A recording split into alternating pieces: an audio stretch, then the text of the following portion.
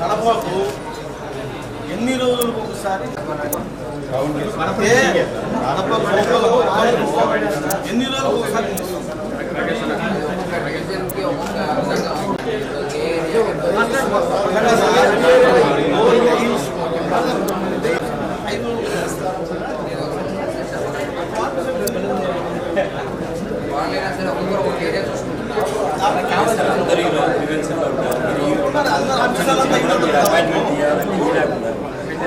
అంటే మేము వీడైతే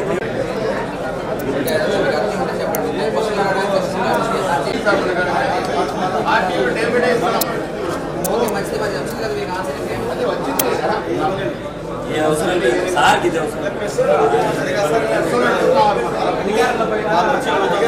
ఏమంటున్నారు డే బై డే నీళ్లు వస్తున్నామని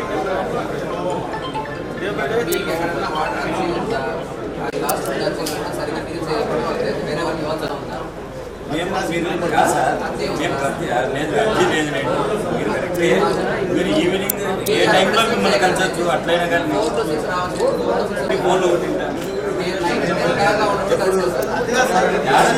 చిన్నమాట మనం చెప్పలేమా కమిషనర్ గా ఎన్ని డివిజన్లకు ఏ విధంగా పోవాలని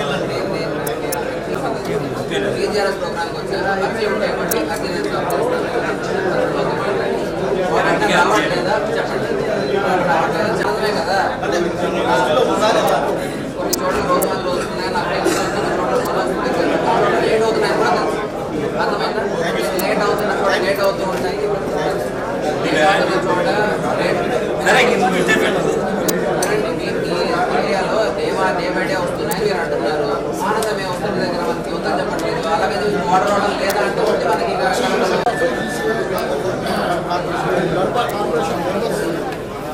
చెప్పండి పీసీఆర్స్ ప్రోగ్రామ్ అంటే దయచేసి ఉన్నారు మళ్ళీ అడగడం ఏంది ఒకసారి ఇప్పుడు మీరు చెప్పిన వాళ్ళంతా ఆన్సర్ చెప్తారు కదా రోజు మార్చిస్తున్నారా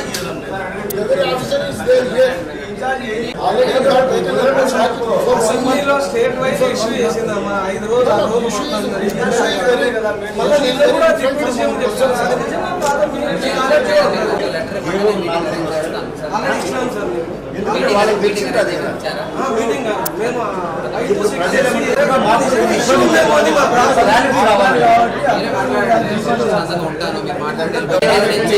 మీటింగ్ మేము సమస్య ప్రజలందరూ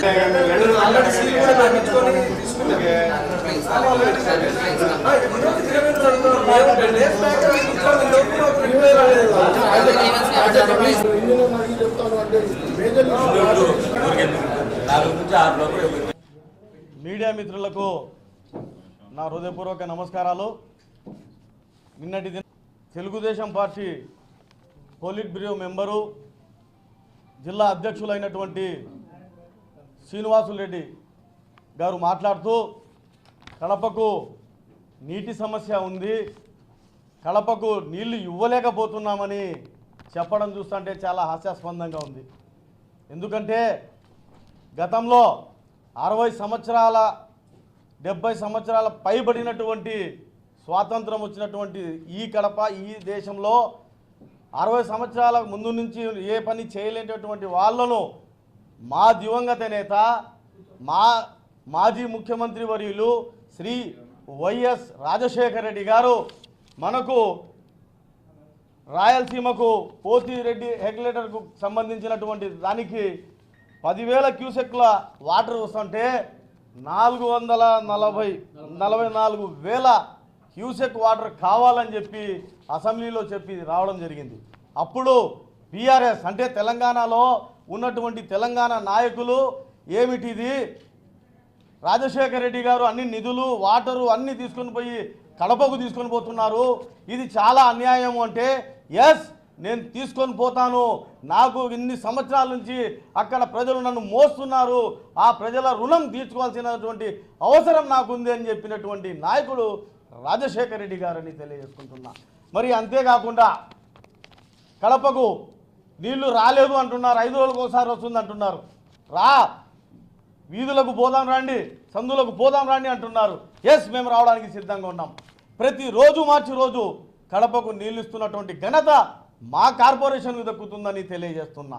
మరి అంతేకాకుండా మనము వైఎస్ జగన్మోహన్ రెడ్డి గారు ముఖ్యమంత్రి అయిన వెంటనే కడపకు శాశ్వత నీటి సమస్య తీర్చాలని 750 కోట్ల నిధులను వరల్డ్ బ్యాంకు నుంచి తీసుకొని వస్తే తెలుగుదేశం వారు కాంగ్రెస్ వారు కుమ్మక్కై ఈ డబ్బును వెనక్కి పంపించినటువంటి ఘనత మీదే కాదా అని అడుగుతున్నాం. సోమిరెడ్డి గారు నెల్లూరు జిల్లాకు మాకు నీళ్లు ఇబ్బంది వస్తుంది, మాకు నీళ్లు రావు, మా ప్రజలు ఇబ్బంది పడతారని చెప్పి ఒక్కరోజు నీళ్ళ ట్యాంకీ మీద పోయి నిరాహార దీక్ష ధర్నా చేస్తే ఈ నీళ్ళని పోయినాయి. అప్పుడు మీరు ఏం చేస్తున్నారని మేము అడుగుతున్నాం. అప్పుడు మీకు తెలియదా కడపకు నీటి సమస్య ఉంటుంది, నీళ్లు సమస్యలు తీర్చాలనేది మీకు తెలియదా అని మేము అడుగుతున్నాం. మరి అంతేకాకుండా సోమిరెడ్డి గారు 2011లో చేసినటువంటి ధర్నా అంటే టీడీపీ కాంగ్రెస్ బాయ్ ఎప్పుడు ములాఖాట్లే, అంటే సింగిల్గా ఎప్పుడు ఉండరు, ఏం చేయరు, వాళ్ళతోనో వీళ్ళతోనో కలుపుకొని చేస్తేనే వాళ్ళకు ఇది వస్తుంది అన్నమాట, ధైర్యం వస్తుంది. కానీ మా జగన్మోహన్ రెడ్డి గారు మాజీ ముఖ్యమంత్రి వర్యులు 530 కోట్ల రూపాయలతో కడపకు అష్యూర్ వాటర్ తీసుకురావాలని చెప్పి టెండర్లు తీసుకొని వచ్చి అన్నీ పూర్తి అయినాయి. ఎలక్షన్లకు ముందే టెండర్లు అయినాయి. ఆ టెండర్లు ఎవరైనా వేయచ్చు, నేను వేయచ్చు, వాసు గారు వేయచ్చు, సీఎం రమేష్ గారు వేయచ్చు, విజయసాయి రెడ్డి గారు కూడా ఎవరైనా వేయచ్చు. పని చేపించాల్సిన ఘనత ఎవరిది, పని చేపించాల్సిన బాధ్యత ఎవరిదని మేము అడుగుతున్నాం. ఏమి ఆ రోజు ఈ జియో నెంబర్ చూడండి, అష్యూర్ వాటర్ బ్రహ్మసాగర్ నుంచి తీసుకురావాల్సినటువంటి వాటర్ను 1.5 టీఎంసీ నీళ్లను తీసుకురావాల్సింది అని తీసుకొని వస్తే ఇది ఎప్పుడు శాంక్షన్ అయింది? నీళ్ళు కూడా 26వ తేదీ 3వ నెల 23లో ఇది శాంక్షన్ అయింది. 7వ తేదీ 6/3కు జియో బయటికి వచ్చిందన్నమాట. ఇది నిజమా కాదా? మరి మీరు ఎందుకు పని చేయలేకపోతున్నారు? మీరే టెండర్ వేసి ఉండొచ్చు, ఎందుకు పని చేపించి శాశ్వత నీటి పరిష్కారం కడపకు చేయలేకపోతున్నారు? అంటే ప్రభుత్వం మీదే కాదా? ప్రభుత్వంలో మీరు ఉన్నారా లేదా? చేయండి. మరి ఎందుకు చేయలేకపోతున్నారో మాకైతే అర్థం కావడంలే. ఇంకా మీకే మేము సమాధానం చెప్పాల్సిందిగా మేమైతే వదిలేస్తున్నాం. మరి అలాగే ఈ 1.5 నీళ్లకు ఎవరైనా సరే బొంబాయి నుంచో, చెన్నై నుంచో, కలకత్తా నుంచో టెండర్ వేశారు. మేము అప్పుడు ఎలక్షన్ల ముందే ఈ టెండర్లను పిలిపించినాం, అగ్రిమెంట్ కూడా చేసినాం. మరి ఎక్కడ మీరు నీళ్లు తీసుకురావడానికి మీరు ఎందుకు చేయడం లేదు కృషి? అంటే కేవలం ఒక సాకు చూపించి ఈ విధంగా మేము మాజీ ముఖ్యమంత్రి వర్యులు జగన్మోహన్ రెడ్డి గారి మీద, అంజద్ బాషా గారి మీద బురద చల్లడానికి మాత్రమే. ప్రజలకు బాగా తెలుసు ఈ జీవో నెంబర్ ఏముంది, ఎన్నో తేదీకి ఎలక్షన్లు వచ్చినాయి, ఎన్నో తేదీ ఇది ప్రజల్లోకి వచ్చిందనేది. కానీ మీరు చెప్పే మాటలు ఎవరు నమ్మరు. రా అంటున్నారు కదా, మీరు ఏ డివిజన్కైనా పోదాం, ఎక్కడికైనా పోదాం. ఎండాకాలంలో కూడా రోజు మార్చి రోజు నీళ్ళు ఇచ్చినటువంటి ఘనత మా జగన్మోహన్ రెడ్డి గారిది, మా అంజద్ బాషా గారిది, మా మేయర్ గారిది. మేము చెబుతున్నాం, ఒక ప్రజాప్రతినిధి ఒక మైనార్టీ శాఖ మాత్యులు ఉప ముఖ్యమంత్రిని పట్టుకొని బేవఖూఫ్ అని సంబోధిస్తున్నారే, మీరు ఎంతటికి దీనికి సమాధానం చెప్పండి. ప్రజలు కూడా బాగా గమనిస్తున్నారు. ఒక ప్రజాప్రతినిధిని 5 ఏళ్ళు ముఖ్యమంత్రి డిప్యూటీ సీఎంగా, 5 సంవత్సరాలు ఎమ్మెల్యేగా, 5 సంవత్సరాలు కార్పొరేటర్గా చేసినటువంటి వ్యక్తిని ఒక బేవకూఫ్ అనడం మీకే ఇది చెల్లుబాటు అవుతుంది, మీ సంస్కృతి ఇదే అని ప్రజలు కూడా బాగా గమనిస్తున్నారని తెలియజేస్తున్నా. మరి అంతేకాకుండా కడపలో కార్పొరేషన్కి వచ్చే నిధులెన్ని నిధులు మిగులుతున్నాయి, ఎన్ని ఖర్చు అవుతున్నాయి, కరెంటు బిల్లులకు ఎంత పెడుతున్నాం, వాటర్కి ఎంత పెడుతున్నాం, శానిటేషన్కి ఎట్లా పెడుతున్నాం, ఇవన్నీ మీకు నాకు తెలిసినంత వరకు కమిషనర్ గారు ఈ రోజు వరకు మీకు తెలిపించే ఉంటారు. బడ్జెటే లేదు. ఆ తర్వాత చెత్త అతుతున్నాం, చెత్తను కూడా ప్రతి చోట శుభ్రం చేస్తున్నాం, అది కూడా మీరు చెత్తను డబ్బులు వసూలు చేయొద్దన్నారు. జీవో ఏది? జీవో తీసుకొని వచ్చి పెట్టండి. ఈ జీవో ప్రకారం డబ్బులు కట్టకూడదని. వాళ్ళకు కూడా డీజిల్ ఖర్చులు ఉంటుంది, బండి ఖర్చులు ఉంటుంది, లోడర్ ఖర్చులు ఉంటుంది, డ్రైవర్ ఖర్చులు ఉంటున్నాయి, ఇవన్నీ ఉన్నాయి కదా. దీనికి కూడా మీరు సమాధానం చెప్పండి. మాట్లాడే ముందు ఎదుటి వారు ఎవరైనా సరే చిన్న స్థానంలో ఉన్నని పెద్ద స్థానంలో ఉన్నని గౌరవించడం మనము మా యొక్క భారతదేశ సంప్రదాయం, మా యొక్క కడప మరీ ముఖ్యంగా సంప్రదాయం అని తెలియజేసుకుంటున్నాం. అంతే. ఇంతవరకు మేమైతే ఎన్ని నిధులు తెచ్చాం, ఏమి చేశాం అన్నది కళ్ళకు కనెట్టుగా ప్రతి సర్కిల్, ప్రతి రోడ్డు, ప్రతి చోట మేము అభివృద్ధి చేశాం. ప్రతి సందులో రోడ్లు వేసినాం, కాలువలు వేసినాం, పార్కులు డెవలప్మెంట్ చేశాం. మీరు ఈ 6 నెలల్లో ఎన్ని నిధులు కడపకు తీసుకొచ్చారు? నీటి కోసం ఎన్ని తెచ్చారు? రోడ్ల కోసం ఎన్ని తెచ్చారు? శానిటేషన్ కోసం ఎన్ని తెచ్చారు? బ్రిడ్జిల కోసం ఎన్ని తెచ్చారు?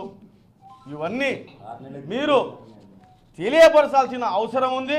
మేమైతే తప్పకుండా ఎల్లవేళలా ప్రభుత్వం చేసే ప్రజా వ్యతిరేక విధానాలను ఎండగట్టడానికి ఉంటాం, ప్రజల పక్షాన పోరాడతాం. మీరు చెప్పారు 6 నెలల్లో బ్రిడ్జులు, షామీరియా బ్రిడ్జి, లా కాలేజ్ బ్రిడ్జి పూర్తి చేస్తామన్నారు. ఏమైందని 6 నెలలు అయిపోయింది. ఇప్పటికి 6 నెలలు అయితే అయిపోయింది. ప్రజలు మిమ్మల్ని అడుగుతున్నారో లేదో నాకైతే తెలియదు, కానీ ప్రజలన్నీ గమనిస్తున్నారు. తప్పకుండా ఈ 6 నెలల్లో ఏమి మీరు వాగ్దానాలు చేశారో మీరే నమరేసుకుంటే బాగా తెలుస్తుంది.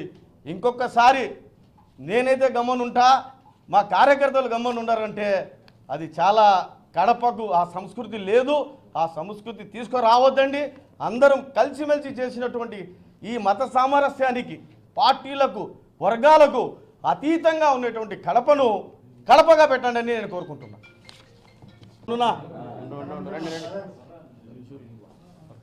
కూటమి ప్రభుత్వం వచ్చి దాదాపు 6 నెలలు దాటిపోయినా